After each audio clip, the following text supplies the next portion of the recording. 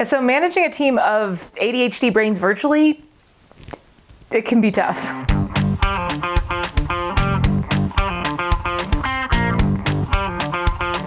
And I have had periods where I have fallen into slumps in terms of just doing what I've always done to manage the team and support and manage the culture.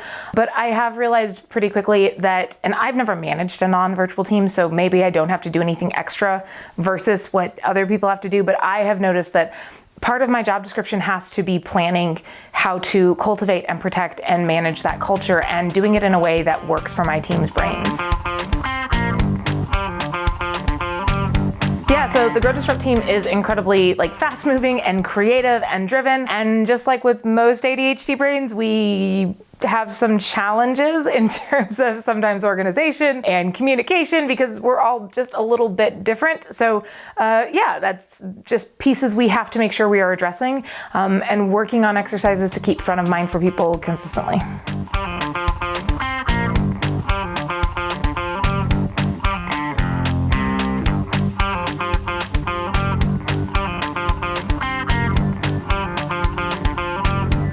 So one thing that I did learn really early in managing a team is that grabbing something basic tends to backfire in terms of if you just grab a basic team building exercise or let's get people engaged, it can actually, if it's not something that they're interested in engaging with, creates disengagement. So goes the opposite direction because then that ends up spilling over into everything else. It's not just about doing fun stuff. Everything that we do, we try and do fun stuff, but there has to be some kind of intention behind it. Because we are virtual, we do have to be incredibly intentional about keeping an eye out for and then rooting out problems before they become major. If you've got a pressure point in your culture, that will start to create friction, which friction creates burns, right? And so I have to be really, really intentional about making sure we are actively trying to find and address pressure points before they become friction points, before they become burns, because that creates burnout, and that is not particularly healthy for the company, for the individual. It's not good all around. So a friend introduced me to this idea of the pressure assessment from Barometer XP, and it was exactly what I was kind of looking for, of this how do we identify where the pressure points are that maybe haven't even shown up as friction points yet, but could start to cause problems.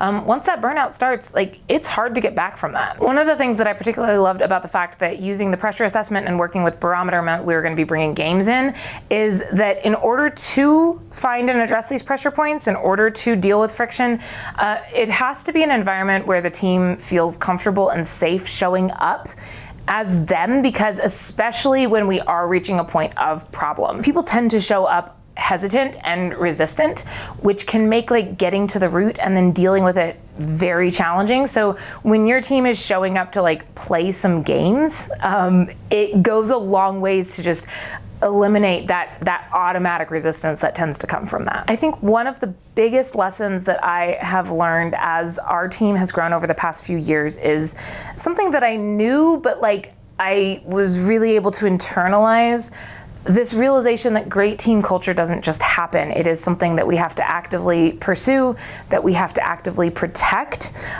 because just like when someone gets burnt out, getting out of burnout is so much harder than just avoiding getting burnt out in the first place.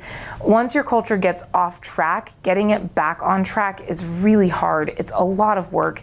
It is easier and better to put a little bit of effort in up front and create space for your team to come and engage. And so that has been a huge priority for us over the past few years.